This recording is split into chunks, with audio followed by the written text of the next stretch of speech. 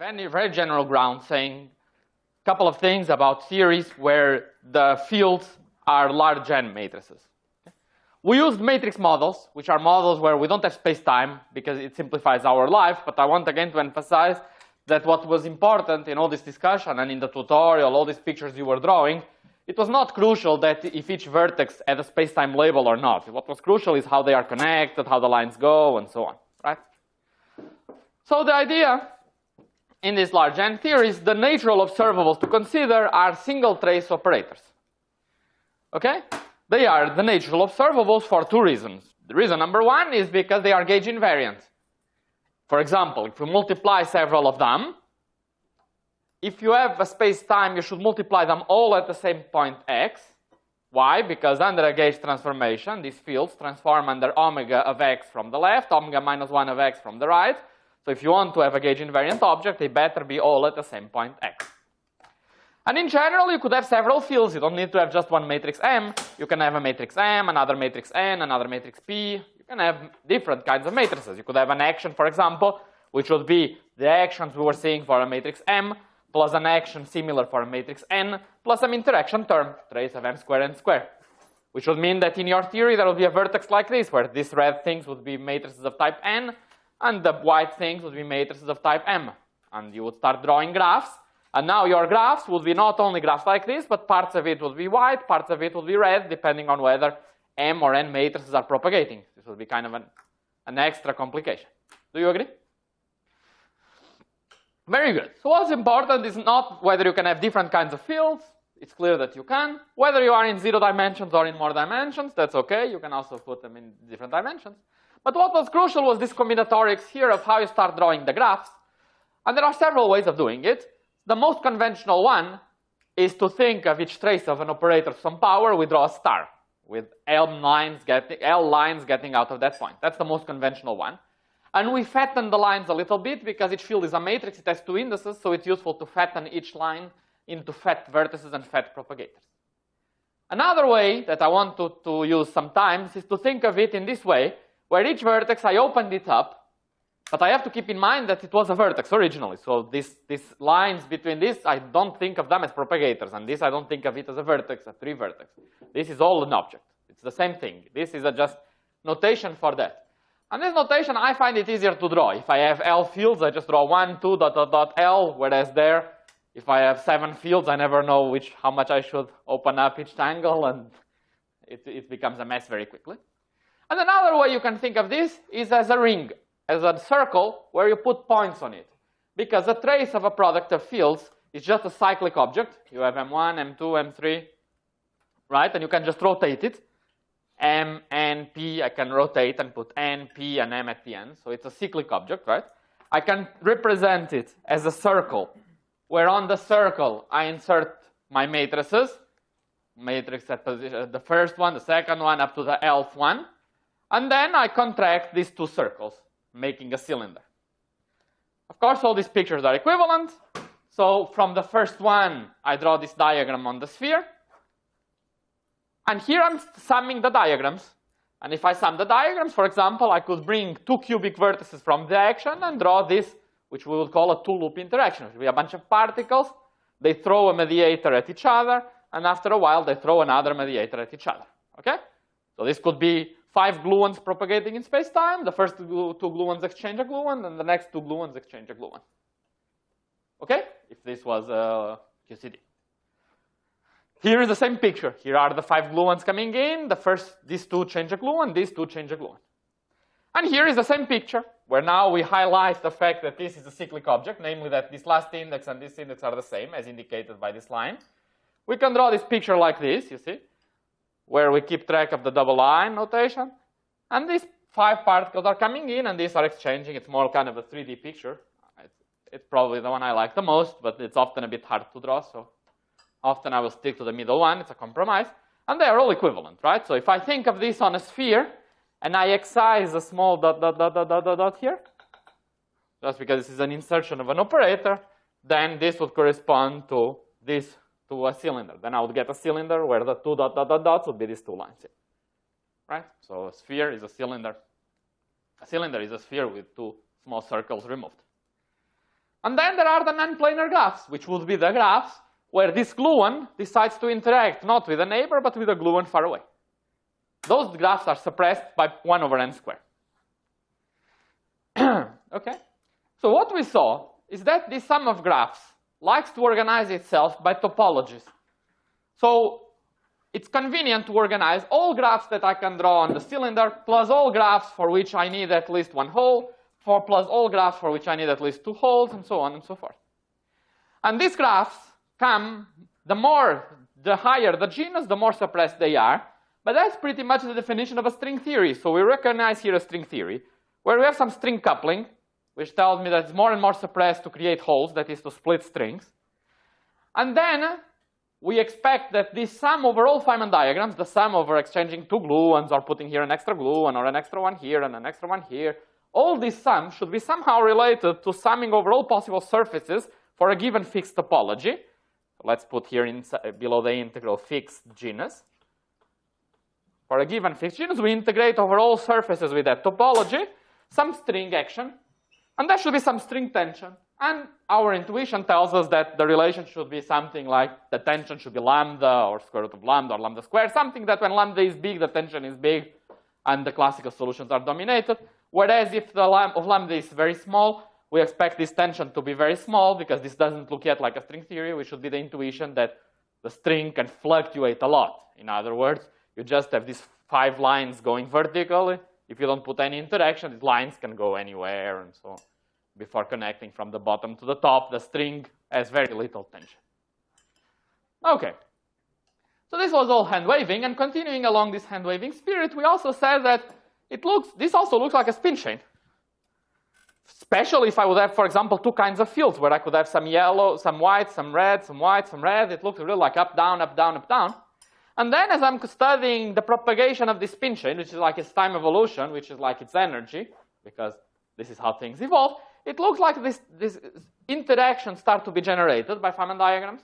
But because of the planar nature of my theory, because the gluon can only interact with a neighbor, and so on, it looks like there should be some relation also between these large N theories and spin chains. Spin chains that could be like our favorite Heisenberg spin chain with nearest neighbors if we are doing just 1 loop. But if we are doing 2 loops already, like in that picture, it would already be next to nearest neighbor interactions involving 3 nearest neighbors. And then as I continue increasing perturbation theory, the spin chain becomes more and more non-local, and perhaps then the correct description would be that of a string theory. So this was yesterday. Any question? I think that should be GS to the 2t minus 2. Sorry, can you repeat? GS? That's the part of 2t minus 2. Ah, good point. Yeah, that's right. Sorry. Well, the typo here. Yeah. Yeah, the string is small, so higher genus are more suppressed. If it was n squared, it would be okay. So when you're interpreting it as a string theory, you're integrating over all surfaces, but what are these surfaces in that picture? Yeah, this is schematic, of course. I mean, we have to understand it. This is not a given. Given a theory, it's very hard to find in general what the surface is. I'm just saying that there should be something like that. I have here, these are the initial conditions. This is where it starts. This is where it goes. And then the claim is that all these graphs look like a surface already. You see, imagine I put here 1 million of these orange lines. Doesn't it look already like a nice surface? A mathematician might not buy this. I'm not sure. But, yeah. Good. So now we need... Now the idea is to try to slowly start making this more precise. And today, for example, I will show you a sharp connection between spin chain Hamiltonians and large N gauge theories. So today we will work mostly on this last point, especially given that we went through some effort to familiarize ourselves with spin chains. It's useful now to tap on that knowledge by connecting it with gauge theories.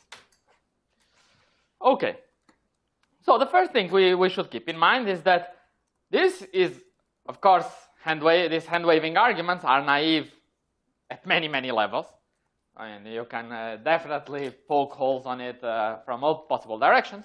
But one thing that you could say immediately is that what are you saying that you have some coupling lambda and you tune it to be small, you tune it to be big, and so on. Typically, it's not up to you.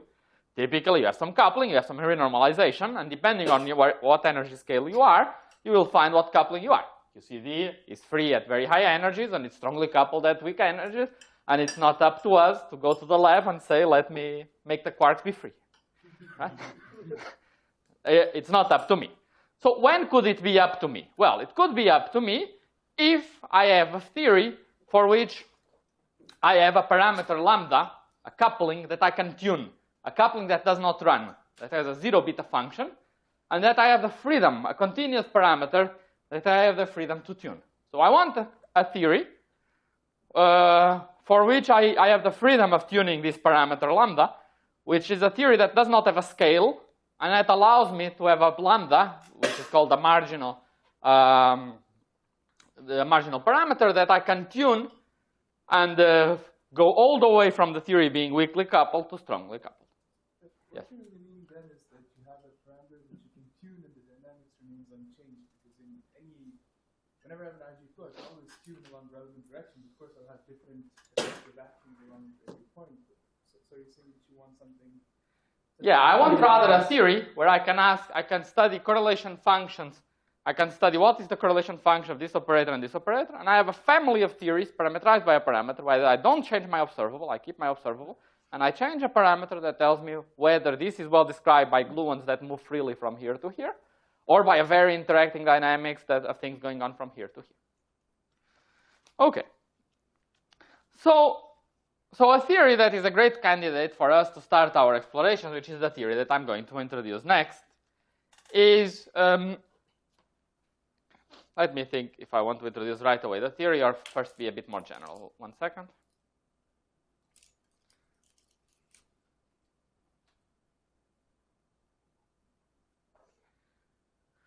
Now, let me introduce the theory, and then you will see that what I'm saying is actually much more general than this particular theory, but there's no point in trying to keep it general. It's good to have one particular example in mind. But what I'm going to say for a good while will be very, very general. The theory I want to introduce now is a gauge theory, a special one, called n equals 4 super Yang-Mills in 4 dimensions. Okay? So I should, of course, tell you, I should, of course, emphasize that all this stuff is typically very hard to make precise. And although I think all ideas I said are correct as they are, no one found yet what is the string theory dual for QCD, for example.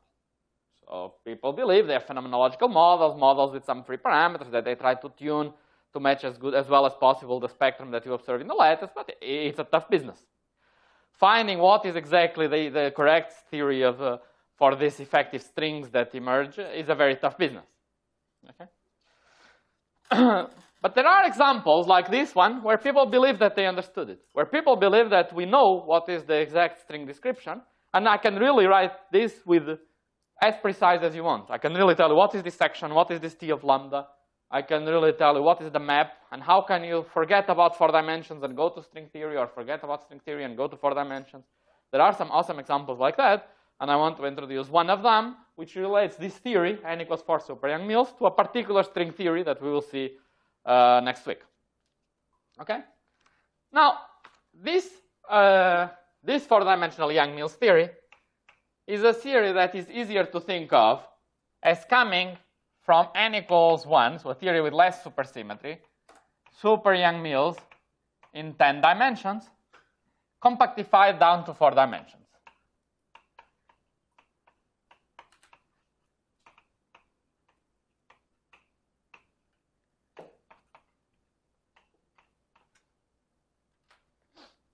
Okay? So of course, you start seeing these 10 dimensions, it already starts smelling a little bit like string theory. And indeed, this is exactly the low energy dynamics that you get from string theory. If you take a stack of branes, like this piece of paper, you take a stack of branes which are in 3 dimensions plus 1 of time, so they are a stack of D3 branes, And you have some open strings attached to these D3 branes. So this, originally, these open strings, they know that they are in 10 dimensions, but they are attached to this D3 brane, so there will be some low energy description that will be a 4-dimensional description, a 2 plus 1, which will live on the brane for the degrees of freedom of the brane. And that description of the excitations of the brane, as you saw in the string theory course, is given by gauge bosons and so on. It's given by gauge theories, and this is what this n equals 4 super Young-Mills is. So it's a theory that describes the low energy dynamics of a stack of D3 branes. So the simplest thing, if you want to take string theory and get an effective theory in 4 dimensions, is you just put some branes and say we are on the brane. So we cannot leave the brane, so we are in this 4-dimensional space-time. So you put there, you take a low energy limit, and you see what's the effective theory, and you get n equals 4 super Young-Mills. But because string theory likes 10 dimensions, this theory is a 4-dimensional theory that smells 10-dimensional in many, many aspects, as we will see. Okay? It really, you look at it and you say, wait, didn't this come from 10 dimensions, as you will see. It will become very clear. So what is this theory? This one is very simple. It is just, there is Fmn, Fmn. So this is just pure glue in 10 dimensions. And it's supersymmetric, so then there are fermions. Plus psi bar, this slash psi. It is just this theory. They have some fermions. These fermions are 16-component real spinors.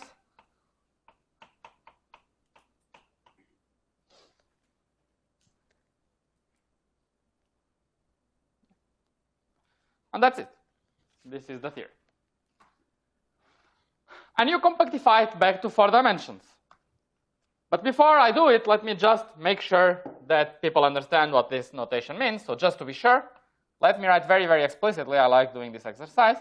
When I have this, what is this? Let me write this with all gory detail, all possible indices, such that we make sure that we all understand what this is. What do we mean by this? So this, let me tell you what this is. So this is the following. So I have psi bar, which has some spinor index A, and is a matrix, so it has indices ij. Right? We are in an abelian gauge theory.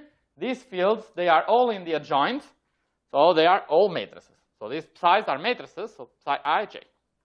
Then we have the slash, which means that we contract with a gamma matrix. So we have gamma matrix M with the spinor indices AB. Then we have the derivative. So we have derivative with respect to M, okay, of psi B, the other spinor, which itself, okay, I'm going to write at the end, which this psi B is itself a matrix. I'm going to put the indices of this matrix at the end, J, and it's JK, but it's JI, because we take the trace. And then it's a covariant derivative, so there is plus I commutator of the gauge field AM with psi B. Again, they are matrices, you multiply them and so on, and then you take JI. Okay? Where these are 10-dimensional gamma matrices, so these guys obey gamma M, gamma N plus gamma N, gamma M equal twice eta Mn times the identity in spinor space. Okay. So you see, we write this nice notation which you have in mind. It's not totally a totally trivial object. So this I, let's make sure we understand this. I, J runs from 1 to the number of colors. This is what will be our large parameter. These spinor indices A, B run from 1 to 16, as we said. These space-time indices M, N, because we are in 10 dimensions, run from 1 to 10, or maybe from 0 to 9. I don't know what you prefer. Let's put 0 to 9. And that's it.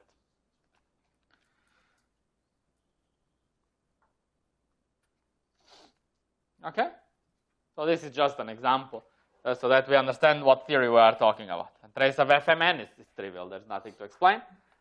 Fmn is defined as derivative of A minus derivative of A plus the commutator, exactly like we did when we defined this flatness of our flat connection, right? We had a connection, we construct an F. Remember, it's the same non-abelian F that we constructed there. So now, let's see what happens when we compactify to 4 dimensions. So as we go from 10 dimensions to 4 dimensions, it's very easy to do. That's why it's always convenient to think of the action in this way, because this way you don't forget. You just say it's f squared plus psi d psi. Right? So that's the simplest action you could write. It's just you have gluons plus fermions, and you never forget. But then as you compactify, you see that you generate some terms that are a bit harder to memorize. So it's always nice to think in this way. So let's see what we get when we compactify from 10D to 4D. So what does it mean? We just write the action, and we postulate that fields do not depend on the position x4 up to x9. We say it only depends on x0 up to x3. Right? So the fields are on these branes that have x0 up to x3, and we just say they don't depend on the rest. Okay? And we also separate, it's convenient, as you will see, to separate the gauge field AM into some A mu and some phi I,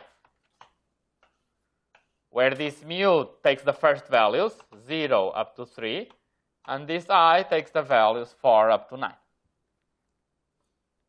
Okay, it's just notation. We'll see now it's going to be useful.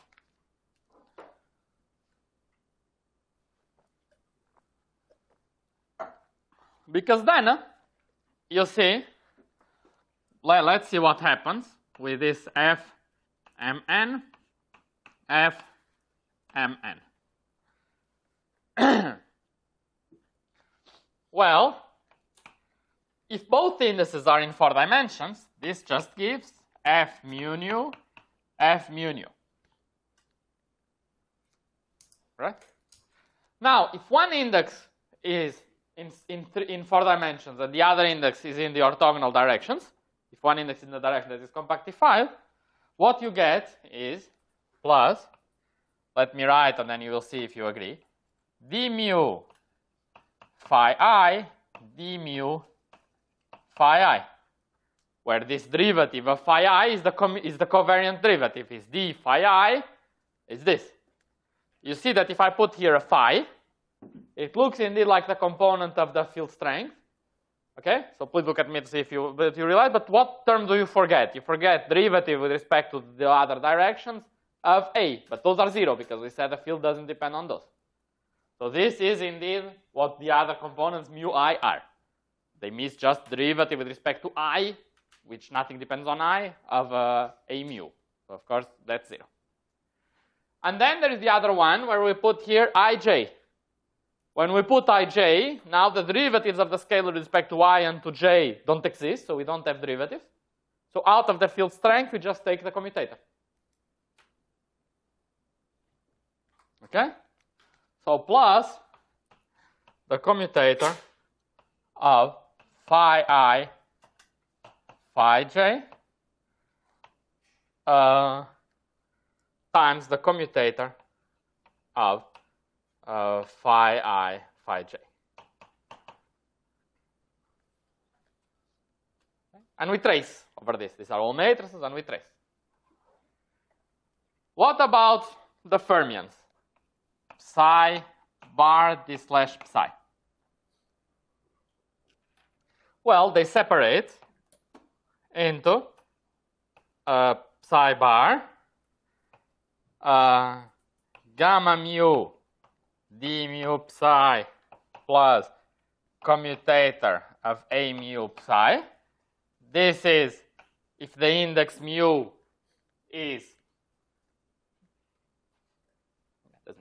this is if the index mu in this covariant derivative is in the direction 0 to 3. And if it's in the other directions, I can ignore the derivative, so I get what people call a Yukawa term. I get psi gamma I phi I psi. Okay? And if you add up all this, Now you add up these two lines, right? And what you get is n equals 4 super young mu's.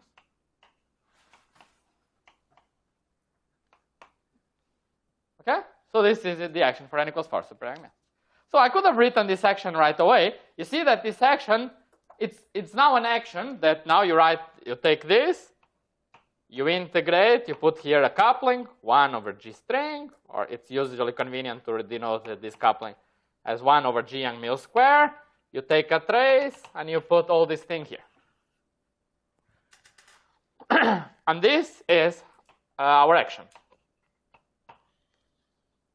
I could have given you this action right away. This is an action, you see. What I wanted to emphasize, I forgot to write. D for x. Here is an action in 4 dimensions, and so on, and this is what the action is. But you see that if I was given you this action, it would be a bit suspicious. Where did all these terms come from? They really smell like 10 dimensions. You see, it's an action where you have a psi that depends on 4 dimensions, but then some gamma matrices with a 10-dimensional representation would appear here. Right? Why not? I could do it, but it looks weird. It looks like these fermions want to live in 10 dimensions. These gamma matrices are the 10-dimensional gamma matrices that obey the 10-dimensional gamma algebra, this one plus that one. And then you would see this kind of term that clearly resemble like they came from some reduction of some field strength term, and indeed that's what they do. This is what precisely these terms are. Okay? So this is the theory I wanted to introduce. Yes? So when you go to 4 dimensions, the roles of the field, I don't see why they'd all be the same. I mean, would some of the phi's become like scalars and the interactions and stuff like that? Or do they all stay as spinors and vector fields? That's good, that's good. Yeah. So now this guy behave as scalar. And this become the 4-dimensional gauge fields, gauge bosons.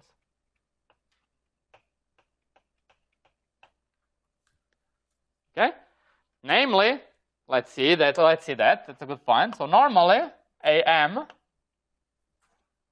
right, will transform as omega AM omega minus 1 plus omega dm omega minus 1, right? But now you see that if the index m is mu, then it's fine. But if the index m is I, we said that nothing depends on I, so we get just that phi. So now this will be okay for mu. A mu goes to similar stuff. But for phi, we will now get that phi I transforms just with omega phi I omega minus 1 like a scalar. Like a scalar in a gauge theory. A joint scalar in a gauge theory. Okay? And psi would be the same. Psi. Okay? So this would be the gauge transformations. Yes, Tom? Okay, John, I'm totally not sure with, like, you're saying that reduce the 10 dimensions down to 4 dimensions, you get an equal force of the angles. I'm not familiar with this theory. Why is it that the phi's have to have 6 components and the gamma matrices have to be 10 dimensional? In any That's because we start with this theory. That's just the way that. That's just the way it is. So we start with a theory which is which is n equals 1 in 10 dimensions. So this theory has many things that it's 10 dimensional. So the gamma matrices are 10 dimensional. There are 10 fields, 10 components of the gauge field, and so on. When you compactify, it will lead to a special theory. It's not a random theory. It has 6 scalars. It cannot have 4 scalars. It cannot have 3 scalars. It has 6. Why? Because it came from 10 dimensions. It has some funny gamma matrices which transform into representation of 10-dimensional gamma matrices. It cannot be another one because it comes from 10 dimensions. That's how the construction goes. And the fact that it comes from 10 dimensions, it's because it comes from string theory, if you want. Right, I'm just wondering about like saying where n equals force of the angles comes from apart from this compactification procedure. Yeah, there is also many other ways of understanding. This is also the theory which has maximal supersymmetry. And if you try to write down what's the theory with maximal supersymmetry, you are led to this as the unique option. With 6 gauge bosons. Yeah. Okay. But it's a bit tougher to say. More questions? Yes. Did you say the gamma matrices were 10-dimensional? They are the 10-dimensional representation. They are, of course, 16-dimensional, 16 by 16. Okay. Right? So these guys, as we said, the index A, B go from 1 to 16. right? So normally it goes from what? It's something like this, right? Something like this, right? So when this 10 2 to the 5, is it 16? Please, please, please, is 16? Is? No? Oh my god. Because there's minus 1. So this is the dimension of a gamma matrices, right?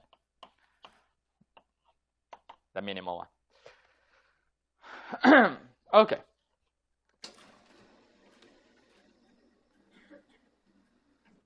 So now, couple of simple statements about this theory. We are going to study single trace operators. So what we will study our operators, that depend on a given point in space-time. So this is a point in 4-dimensional Minkowski space. What are they? They are, as we said, trace, have products of fields. Let me call these fields M, these matrices, M1, ML, all evaluated at the same point in position space X. Okay? Where this M can be what?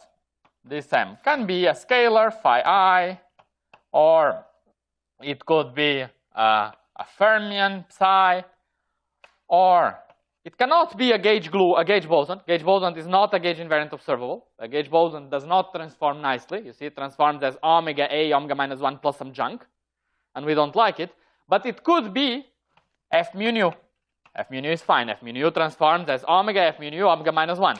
That's why we construct F mu nu. Right? So this would be good. It could also be covariant derivative of phi I. It could also be two covariant derivatives of phi I, etc. Many things it could be. Okay?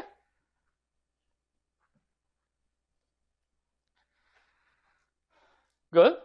And we know, I remind you, that if we consider that these are the building blocks, because as we saw yesterday, if we consider, for example, these two guys at the position X and these two guys at position Y, this will factorize into a propagation. This will factorize. And in large N gauge theory, single trace operators are the building blocks as the strings that we are getting are free strings. So these are the objects we are going to focus on. So these are what are called single trace gauge invariant operators.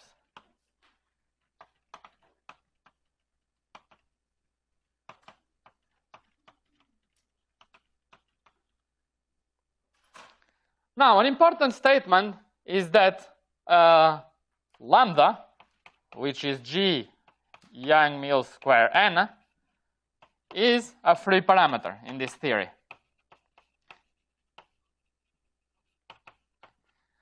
It's your choice. It doesn't run. Typically, when you write, for example, the action of pure glue, you write 1 over G Young-Mills times F square. This G Young-Mills is nothing. You don't care about this G Young-Mills. You know that from this action, you will generate glue balls. You will generate some mass, and that mass is the physical thing that you measure things then in terms of this glue mass, and this G just becomes, under RG, dynamically transmuted into this mass M, and it's not up to you to choose G. You just let G flow, and you see what G is. Is it okay? But here, we can tune our parameter. If we ask, we write this section, and then we think in the usual way. We think that this section has some kinetic terms and some vertices. And now what happens under RG? The couplings of the vertices could start flowing with energy scale. And furthermore, I could generate mass terms. The scalars and fermions and so on that are all massless could become massive. Is it clear? And then I ask myself, is the beta function 0? Which would mean that these couplings do not actually run and are not generated, and they stay as it is, and lambda is a parameter. And the claim is that this is precisely the claim, that in n equals 4 super Young-Mills, the beta function is 0 non-perturbatively.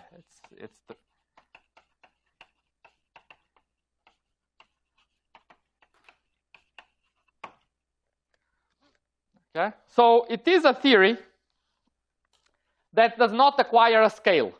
So this is a theory without scale. You see, everyone is massless, and under RG nothing flows. You don't have a scale. So it's a theory there is no natural distance. There's no scale. All scales are the same. If something happens at some distance, it happens at twice that distance. These are what people call conformal field theories. So it's a conformal field theory.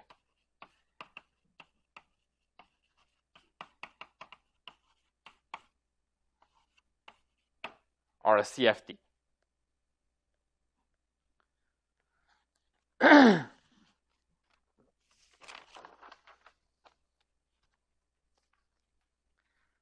Now, in a theory without a scale, so let's consider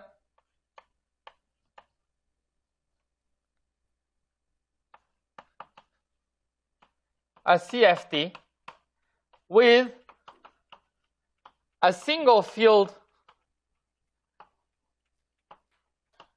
phi.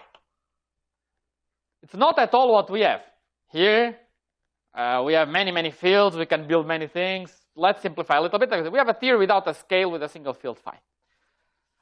And then we consider what are correlation functions of phi at some point x and phi at some point y.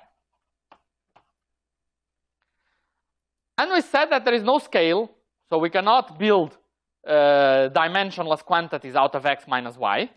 So this should depend only on x minus y, of course, by rotational symmetry, if we are considering a reasonable theory. But there's nothing we can build out of x minus y which has no dimension, so we cannot build non-trivial functions of x minus y. All we can do is write that this should be some constant that we don't care about, and then there can be some power law. X minus y to some power. And this critical exponent is called the dimension of the field phi. In other words, fields have dimensions, right? For example, if you have a field in your action, which is in 4 dimensions, these scalars, they have dimension 1, because derivative plus scalar is equal to 4. So then, for example, if you have a free theory, this delta, if this phi is a scalar, and if you are in 4 dimensions, this delta is 1. This is just a classical dimension. But then at the quantum level, this field could acquire a quantum dimension that could shift this value. And all we are saying here is dimensional analysis. If this object has mass dimension delta and so has this, and if I want to consider a quantity which has total mass dimension 2 delta and that depends on x minus y, this is the only thing I can write. Right? So this is just dimensional analysis here.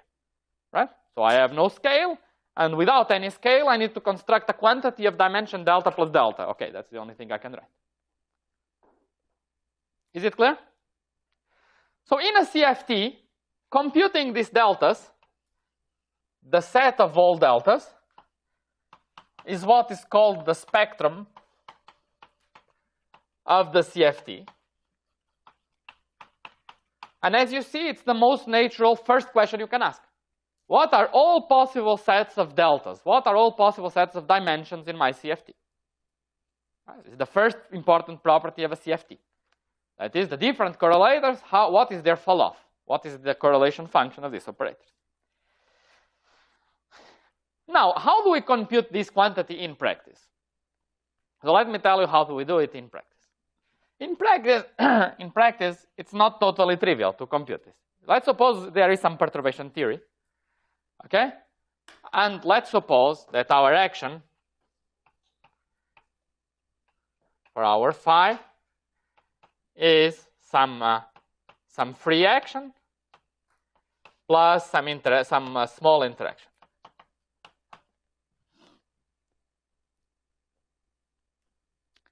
Then how does it work in practice?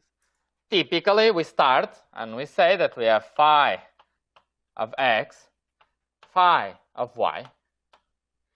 And now I want to put here an index bare to indicate that I start with the fields of my bare Lagrangian. So now we are going to do a bit of renormalization. Okay? So you all heard about renormalization in the courses, right? So I'm just going to remind you a little bit to set a bit of notation. So we start with the bare fields of the Lagrangian and we compute correlation function between x minus y. Now, if lambda is not 0, if lambda is 0, sorry, we get just the propagator, 1 over x minus y to the power 1 over 2 delta 0, where this delta 0 is just the classical dimension. For example, delta 0 would be equal to 1 for scalars in 4 dimensions.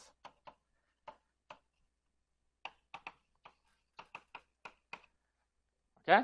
Scalar in 4 dimensions, the kinetic term, d phi squared, so phi is dimension 1. And then we start doing perturbation theory, so we get 1 plus lambda dot dot dot. Okay? So let me tell you what is this dot dot dot. What would you typically get? And then we will see it on the example of n equals 4, which is a more sophisticated example, that we do get that.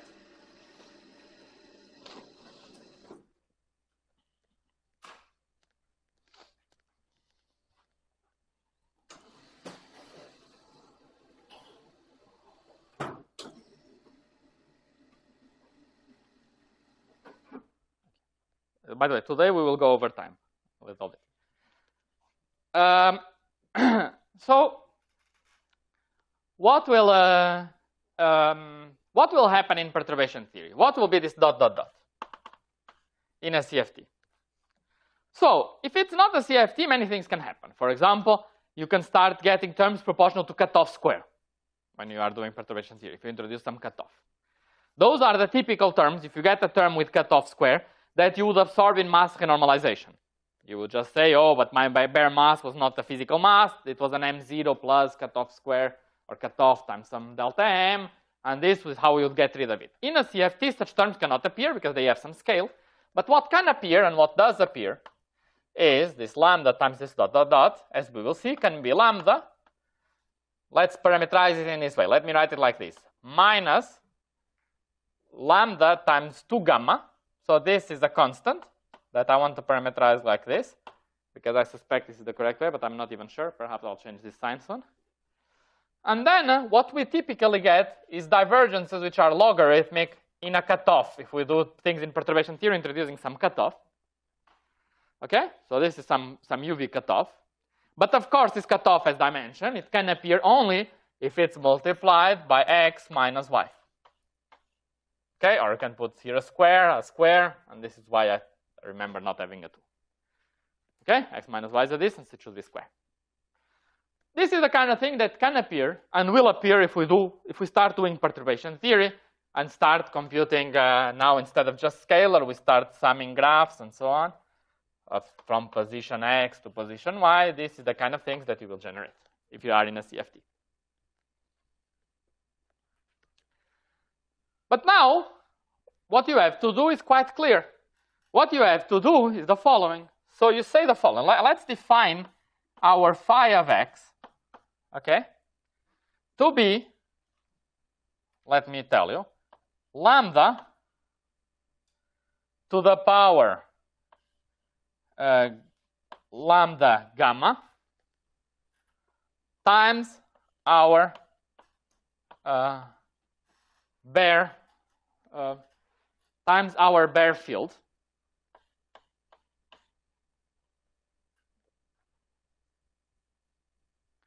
which, because we are in perturbation theory, this is the same as 1 plus gamma lambda log of the cutoff times the bare field. But I prefer the first line. And then let's compute what is the correlation function of this phi of x with phi of y, now without the index bare. Okay? And what we get is that, let me write, and you are not in the blackboard, you can probably see easier if it's more correctly if it's true or not. But what we get, if I did no mistake with the normalization, is that you should get this. So did I do a mistake now? Can you see, are the signs okay? And I can go and check and so on, but you can do it immediately. Is it correct or not? Should I? Okay, I'll see it. So we got 1 plus lambda, 1 minus lambda. So I pass to the other side, it becomes 1 plus lambda times phi bare. I have twice 2, and then I have a minus gamma, which affects this. Yeah, it's okay. Okay? So you can very easily see that this statement, this is absolutely equivalent to that statement there with the bare stuff. Sorry? What happened to the cutoff? It is now here. This is phi of x.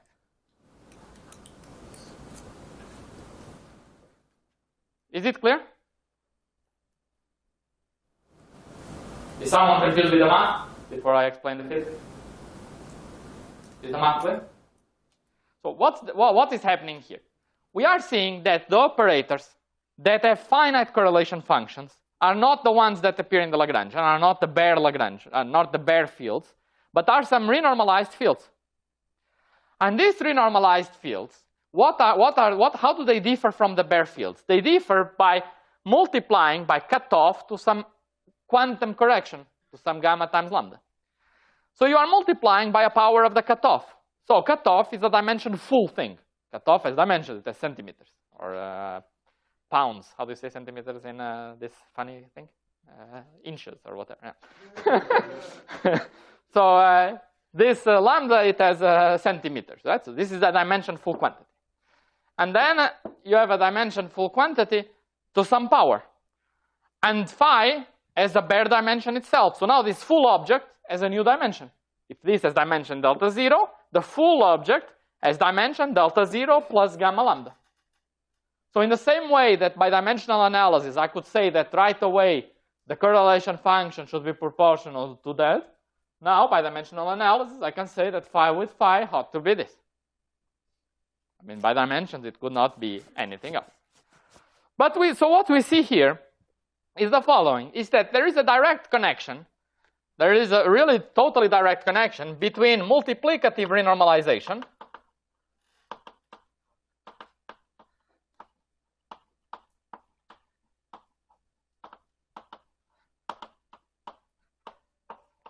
and the spectrum of anomalous dimensions.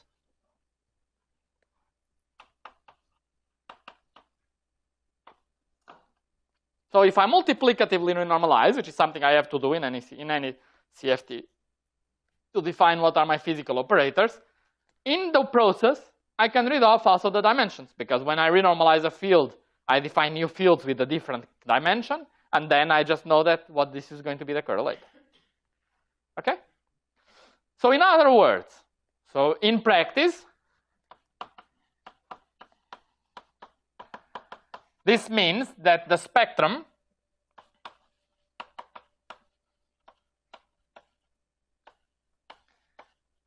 is related to the log divergences of the two-point function of bare operators. So if I start studying correlation functions of bare operators, I just look at the log divergences, at how they diverge, and if I have some experience, I read off immediately, oh, it diverges like this, okay, this is the anomalous dimension. I mean, I can continue to the end, but I know already what's going to happen. I can, you see, that the anomalous dimensions are captured by the logarithmic divergences of the two-point functions. Is it clear? Good. Now, in n equals 4, things are a bit more complicated. Because now, we don't have one operator, we have an O there. Okay? So we consider, so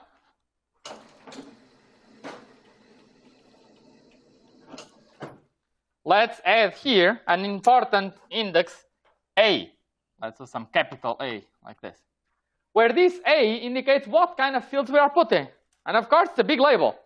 For a given fixed dimension, a given fixed, say, 5 total fields in total, there are many things I can do. 5 scalars, 5 fermions, 5 whatever. I have a huge set of things I can do. Okay? So there is a big, so specifying an A is like specifying what M1 I'm using and so on. Okay? So it means that the starting point, in general, what we did is way too oversimplified. By the way, I suspect that most people have seen this before. Right? This is the standard treatment. This is in Paskin. I'm sure when you did RG, in a way or another, you saw that the renormalization of operators was related to their scaling dimension. This, by the way, is true not only in CFTs. It's true also that if you have in any generic field theory, you also have dimensions of operators. The dimensions of the operators govern the ultraviolet behavior when the points are very similar, very close to each other. So you also have a gamma governing a general correlation function in a general quantum field theory, but it's a scale-dependent gamma, and it enters Kalan-Zimanzik equation that tells you how things change with scale and so on. And in particular, it tells you that when the points are very, very, very, very close, which means that you are at super high energy, so it means that you are in an effective CFT. It tells you what's the spectrum of dimensions of that effective CFT. Okay, so anyway, so this is kind of standard thing. What people typically don't mention is that it's often the case, not always, but often, as you see, for example, if you have an unabelian gauge theory, it's more or less always the case. But even beyond that, it's often the case that you have degeneracy.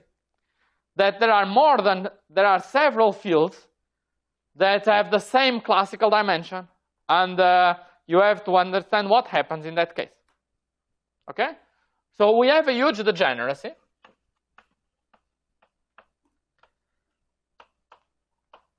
In general, we can have a huge degeneracy of fields with the same quantum numbers. Of course, if ones are fermions and others are bosons, we can distinguish very well. But even with the same quantum numbers, for example, even just made out of scalars, but with the same quantum numbers and same classical dimension. Right? For example, we can have trace of phi 1, phi 1, phi 2, phi 1, phi 2, and trace of phi 1, phi 1, phi 2, phi 2, phi 1. These two guys, they are different, but they have the same classical dimension. What's the classical dimension of this guy? Now we are in n equals 4, and this phi is one of the 6 scalars in n equals 4. By the way, you might be confused that I runs from 4 to 9. I said there, I don't want I to run from 4 to 9. It's just notation, but I want that I to run from 1 to 6. I will never remember if it goes from 4 to 9. It just doesn't matter. Right?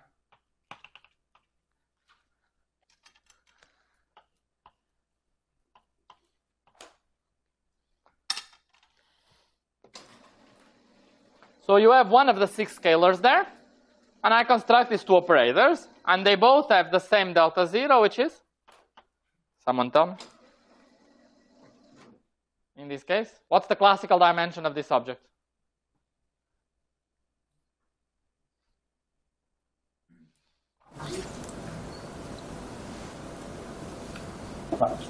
Sorry? I hear no numbers at all so far, I think. 5? 5. It's 5. We have 5 scalars. So each is a dimension 1. So this would be dimension 5. You see, it's very clear in perturbation theory. So the propagator between a scalar and another scalar, what would it be? It would be 1 over x minus y squared. Between scalars of different type, it would be 0. Right? And to leading order in perturbation theory, when we compute a 2-point function of two such guys, all we do is we unite them by propagators.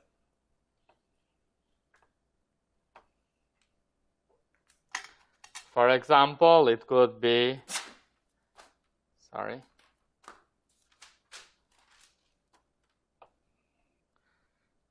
You understand this picture? I chose green to indicate phi 2. Green is probably hard to see. Let me use a different color. I choose and this is all we do. We just put 5 propagators.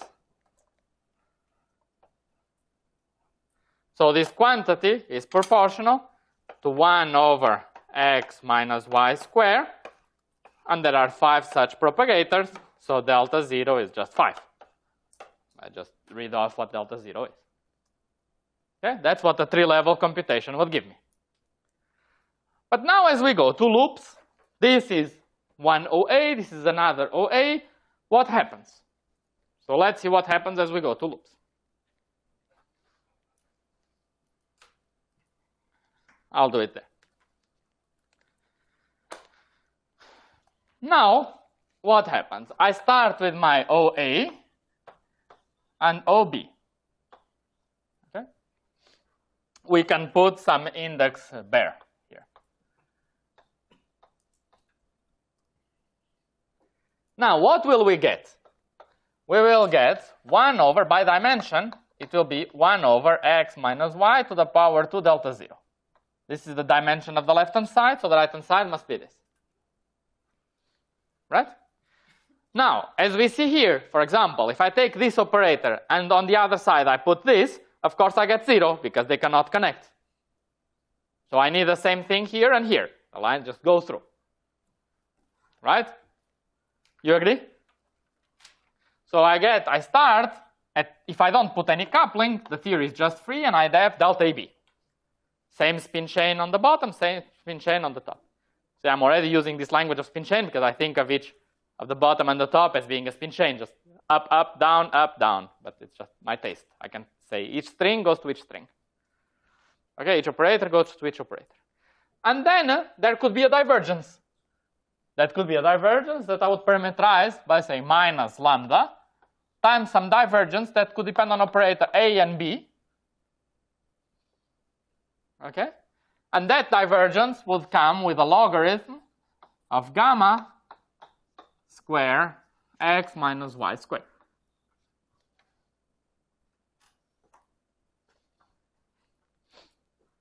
Right? And this divergence, nothing obliges me to be proportional to delta AB. And now, how do I do? How do I proceed in this case? This looks a little bit more complicated now. So how do I proceed?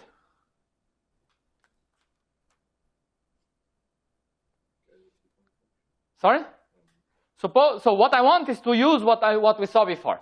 I would like to try to reduce it if I could to this case, but I have this case with the indices A and B. So what could I do to reduce it, to simplify it and make it not more complicated than what we have seen before? So when you have a matrix and want to get rid of the matrix and simplify our life, what do? You diagonalize it. So the first step would be, let's introduce some O bare A, and let's make a combination with some coefficients. Let's call it psi A. Let me call this wave function.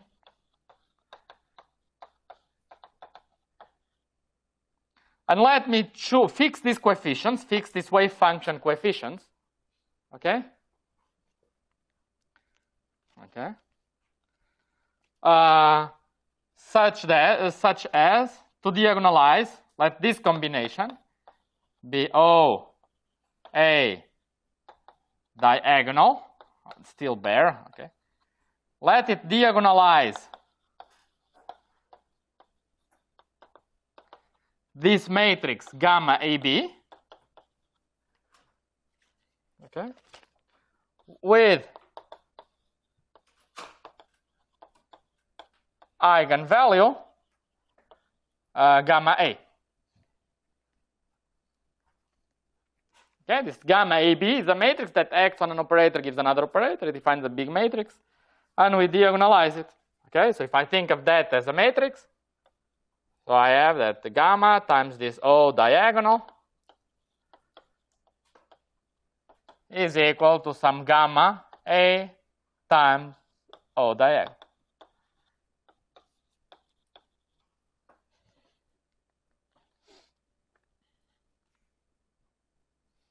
Okay? But then, if I consider these combinations that diagonalize this matrix, then for these combinations, I get that O diagonal bare of X, the same thing at Y, with an index A and with an index B. Now I diagonalize, so I get delta AB that I can pull out in front. And then I get 1 minus lambda, the dimension, the eigenvalue of corresponding to this eigenvector, times log. But now it's exactly the same as before, right? Now it's exactly the same as before. So now I just take this operator and define my O physical, I don't put any label, OA of x to be cut off to the power of this eigenvalue, gamma A, times this particular diagonal and bare operator of x. Okay? This is definition. And with this definition, correlation functions of OA of x, OB of y, they just give delta AB over x minus y to the power 2 times the full quantum dimension delta A, which is delta 0 plus lambda gamma A. Yes? B are the sets of the fields I put in the operators, right? So you're summing over A's over there in the when you diagonalize the I write a combination. For example, this would be one operator, this could be another operator, and I make a linear combination. I put alpha times this guy plus beta times this guy plus gamma times another guy, and so on. And I find this alpha, beta, gamma, and so on, such that, so for each pair of such guys, I compute a matrix element. So I have a big matrix. And then I diagonalize this matrix. And this will give me a particular linear combination that I call O diagonal. Once it is diagonalized, it's the same story as before. Because once you diagonalize, you reduce it to just the eigenvalues, one problem per eigenvalue. So the summary is quite simple. In general, here is what we have to do. Step 1 is we compute the bare correlation function between two operators, OA and OB. Okay? And we extract this matrix gamma AB from the coefficient of log lambda.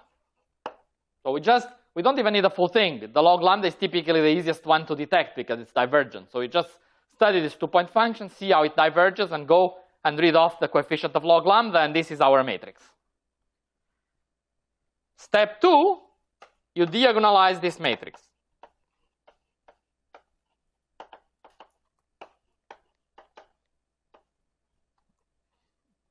And that's it. Now you extract information. The eigenvalues now are nothing but the spectrum of anomalous dimensions that we wanted. And the eigenvectors tells you what are the operators, the good linear combinations that have definite anomalous dimension. Because if you consider a linear combination of two operators, it's an object that you can still compute correlation function, but it does not have a definite anomalous dimension. When you compute correlator of this, you will get the sum of several power laws.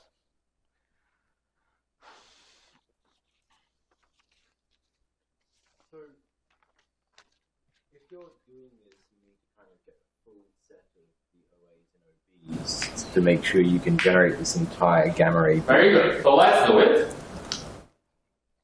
So let's go now and run off this to see how it works in practice. Otherwise, it remains something a bit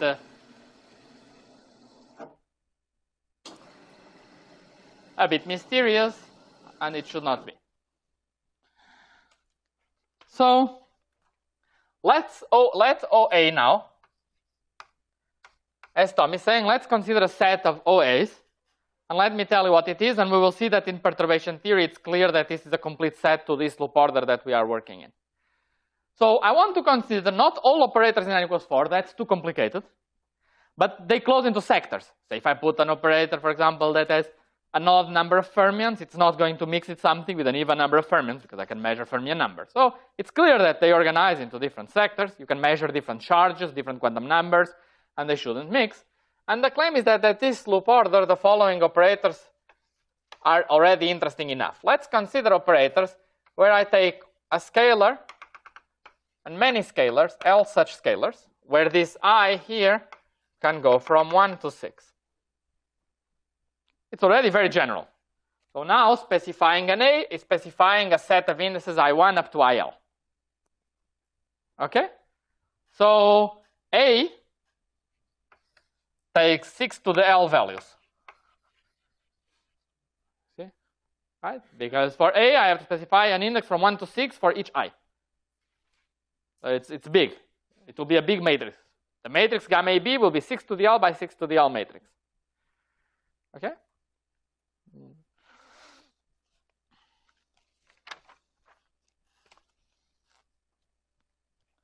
So this object is equal to this in our double line notation.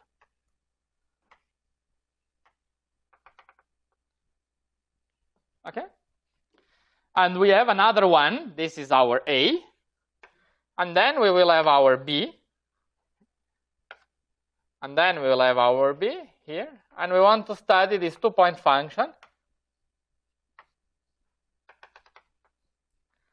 and extract its log lambda divergence. Okay. So the term I want to start studying, and because it's, as I will see, the only term that matters, so let's start. They need to, otherwise it is not possible. They fall in different classes. So the question is whether A and B need to have the same classical dimension.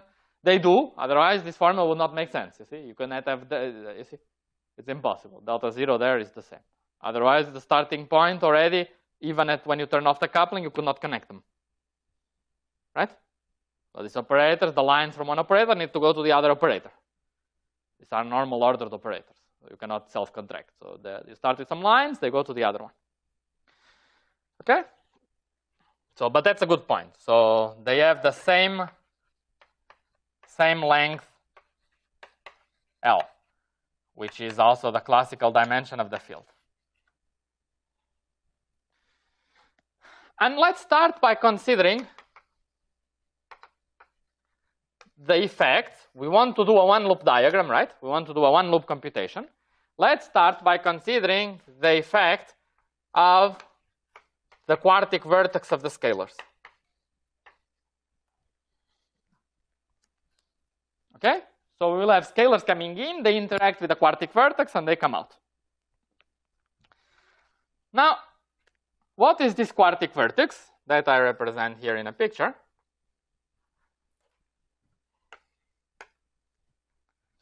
Right? What is this quartic vertex? Well, this trace of this guy square is equal to what? It's equal to twice phi I, phi j, phi I, phi j, minus twice phi I, phi j, phi j.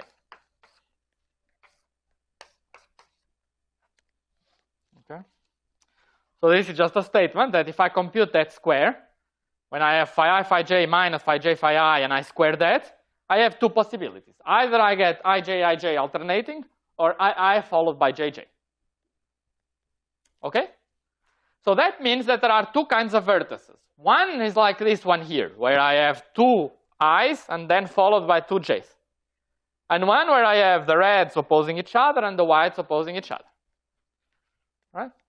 So this gives rise to two types of vertices. So here I have, and then I can use a different color to indicate that here, this is how I would draw. Now I'm not doing it fat, but I'm doing it with color to indicate the index. And here the color would be like this. Is it clear? This is just from the point of view of following the index. They need to be planar. So this is how the index goes, and this is what we are interested in now. This is how the index goes. So what we conclude is that when we consider the effect of this vertex,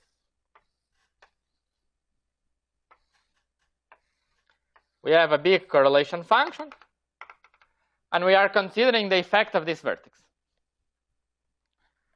Okay?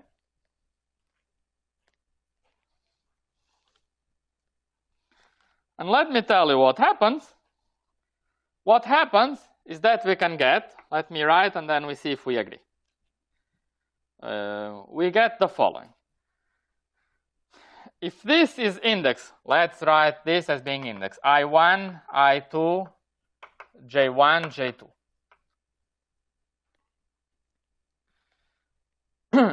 We get the following. Let me write and then you'll see. We get, I will write an equation and a picture and then we will see if we agree with both. 4 times this minus 2 times this minus 2 times this. Whereby these pictures, I mean, this is all from the point of view of indices. 4 delta I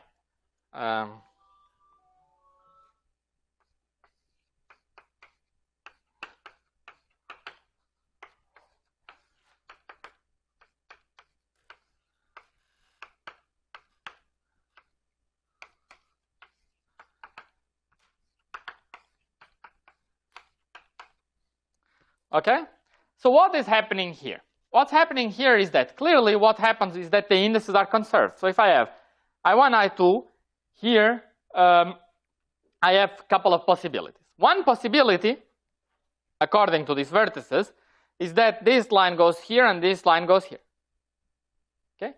This comes from this vertex over there, the first one, and that gives a factor of 4. Because I can put the vertex in 2 different orientations and it gives rise to the same thing. Okay? Whereas this one here, where they are neighbors, okay, what's important is that there are 2 possibilities. Either I put a vertex like this and it gives rise to something like this, or I rotate the vertex and I use it to construct this.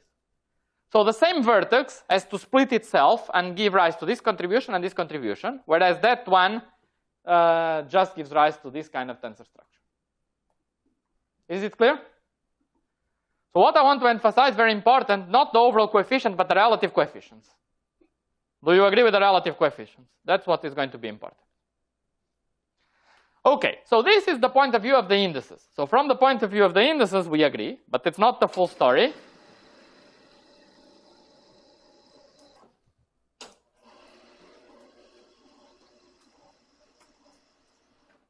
So it's not the full story, so let me tell you what we get.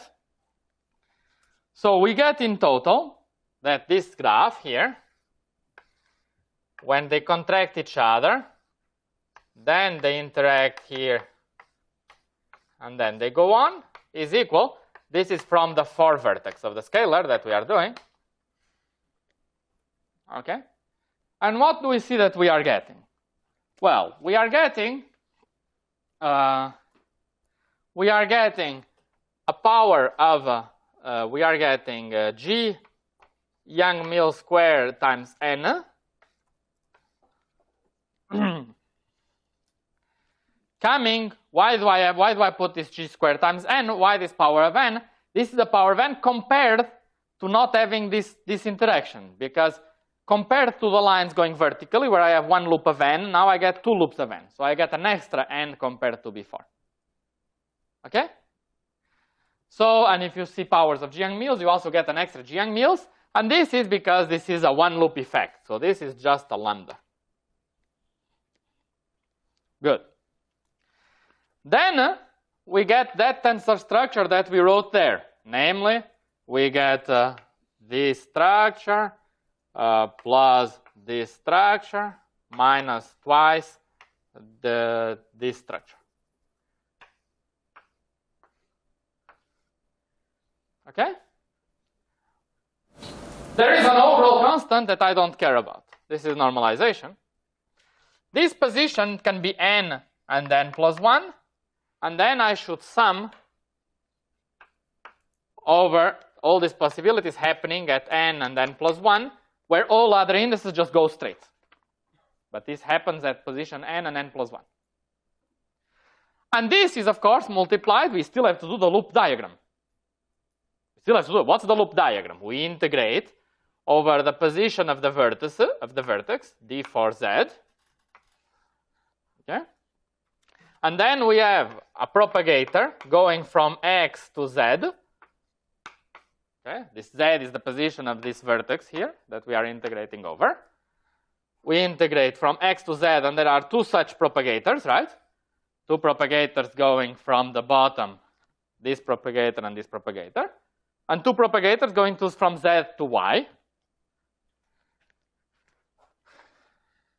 So y minus z square times all other propagators that go directly from bottom to top. Right? These ones. Right? All other propagators that just go directly that we are not interested in. Okay? Now we want to study the behavior of this integral, how it diverges. So when does this integral diverge? It diverges if z, if the interaction point approaches x, or if z approaches y. Right? So this is divergent for z, for the interaction point going to x or y. So let's suppose it goes to x. If it goes to x, I'm zooming close to z equal x, but then this part is totally regular. I can here just replace z by x and take it out of the integral. Right? Close to z equal x, this is a slowly changing factor. I can put z equal x and take it out. So close to z equal x, I get 1 over x minus y square. I just put z equal x here. Times the integral d for z over x minus z to the power 4. Now I go to radial coordinates around the point z equal to x. So this is approximately equal to an integral r cubed dr over r to the 4, if I compute in radial coordinates around the point z equal r. And as you see, if I integrate up to some cutoff 1 over r, this is log divergence, and this gives log lambda, because there's a 1 over r. Okay? So we see very easily, and if you want, what would be the natural IR cutoff? Well, this, I'm zooming close to x equal y, so the natural IR cutoff would be x minus y. So I would get the natural cutoff x minus y. Okay? So in total, what do we see? We see that all this stuff here, what does it generate? All this stuff. All this part over there generates the 3-level propagators times log lambda, times log of cutoff, up to some constant, of course. Okay? Because you see that this factor that we took out were the 2 missing propagators, these 2 missing one here. These 2 missing propagators are exactly this term that we took out. So this is just 2 propagators. So we reconstruct all the propagators times the log lambda. So we conclude that this here, with the sum, is part of our matrix gamma. What part? It's the part of gamma coming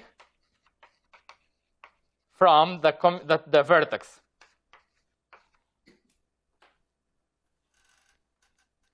Okay? Good. But now,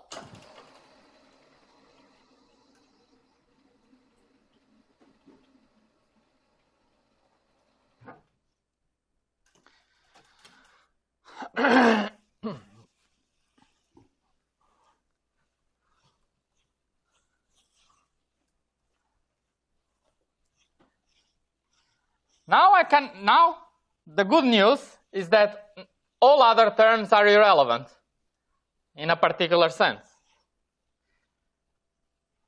Because now I want to claim the following. I want to claim, therefore, that my matrix gamma, right, which has indices what? I1 up to IL, let this be incoming indices, and the outgoing indices, let me put them upstairs, J1 up to JL. Right, this is my matrix gamma AB. what am I claiming? I'm claiming that this matrix is just some constant times lambda. So this is just a numerical constant. If you want, I can tell you that it is, this constant is 1 over 16 pi square. These pi's and so on come if you are careful about the pi's in the propagators, the spherical element, blah, blah, blah. Times, and now I represent this by just saying that I have a sum over n, and then I just put a bunch of vertical lines indicating delta Kroneckers up to some position, and at that position I have this interaction minus twice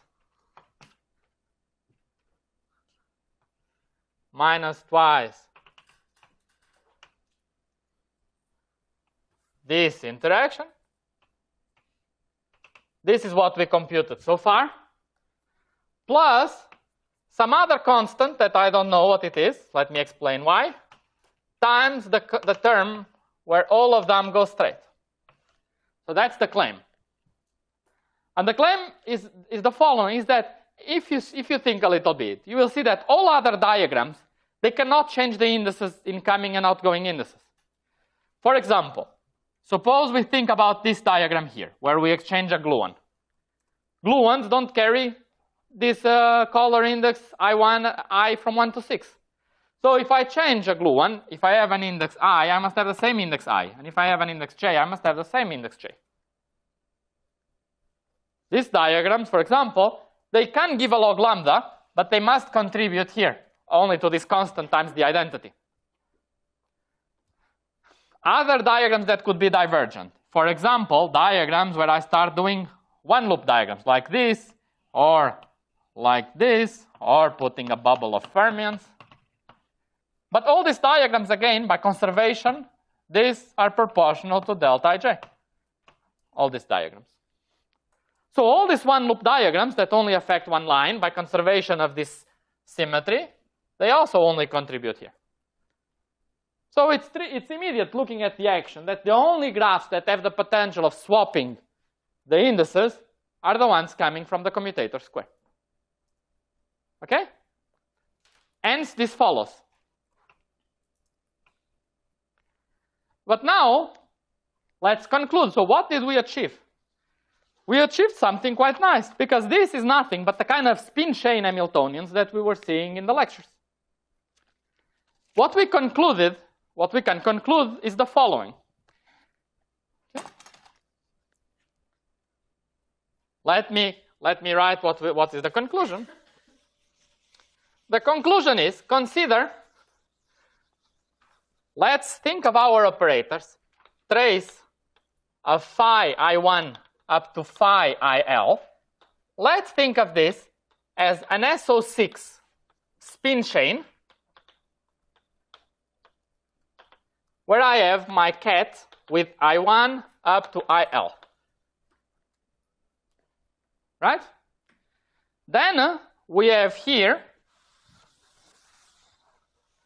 the statement that we have some matrix gamma I1 IL, J1, JL, and the statement here would be that we can construct a spin chain Hamiltonian, which would be this lambda over this numerical constant, if you want, that's not important. And then it would be a sum from n equal 1 up to L, up to the length, of what? Of this guy, which you remember was what we called trace operator, minus the other one, which is twice the permutation, plus some constant, but that's irrelevant because it's just an overall shift of the energy times the identity. And what we just showed today was that the spectrum of this spin chain Hamiltonian, today we established that computing the one loop spectrum of these operators gamma is nothing but finding the spectrum of this Hamiltonian. Right? This is what we saw here. We just have an Hamiltonian which takes some incoming indices on this Hilbert space of 6 to the L by 6 to the L dimensions. It was written somewhere. Right? This 6 to the L is just a dimension of this Hilbert space. Right? This belongs to some Hilbert space of 6 to the L dimensions. And what we saw is that we automatically have a matrix. This matrix that we compute in perturbation theory, because we are in the planar limits, at most the spins can change by can be the nearest neighbor interaction. And indeed, we find the spin chain with nearest neighbor interaction between sites n and plus 1, with some precise coefficients between the trace, the permutation, and the identity. Okay, let me just remind you what the trace is. The permutation, you remember, you take AB, you get BA. The trace acting on AB gave delta AB times sum from C equal 1 up to 6 of CC. It is this annihilation that produces this. So the conclusion is that instead of computing Feynman diagrams and doing these complicated one-loop diagrams, we just need to diagonalize and compute the spectrum of this nearest neighbor spin chain. Okay? But now comes something nice, even nicer. This is already nice because we mapped our problem in 4 dimensions to now a one-dimensional problem. But now you can open your notes because now we can ask ourselves, we got an SO6 spin chain. That was trivial from the beginning. Of course, it was going to be a nearest neighbor spin chain. That's planarity. Of course, it was going to have SO6 symmetry because the theory has a symmetry of rotating these scalars. But what is non-trivial is what's the coefficient between trace and permutation, which we derived. It was coming from this commutator. And it is, the ratio between the two is 1/2, minus 1/2. And if you remember, of all SO6 spin chains, one was special. And it was the one where the ratio was minus 1/2. Only with that ratio, the spin chain was going to be integrable. So what we saw is that we get that the one-loop spectrum of anomalous dimension in n equals 4 super Young-Mills is equivalent to computing the spectrum of an integrable spin chain.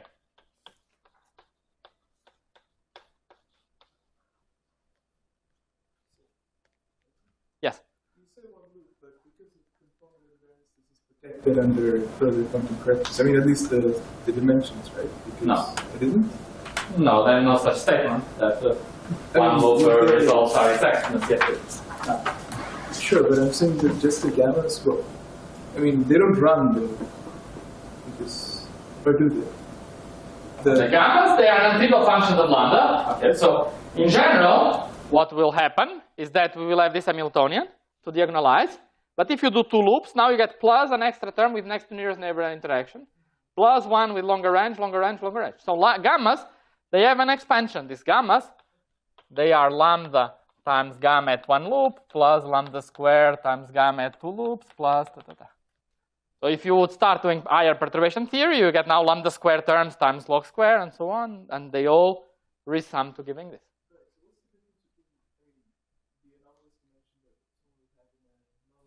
Theory and the one that you have in conformal.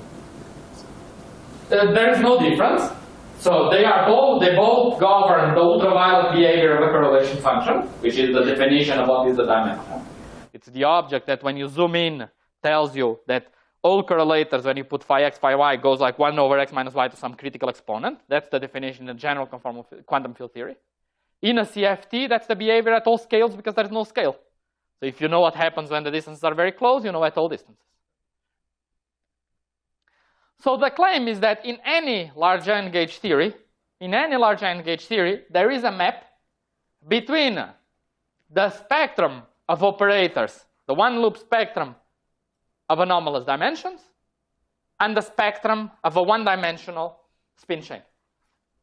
You see, we use the example of n equals 4, but I hope that it's clear that it is very general.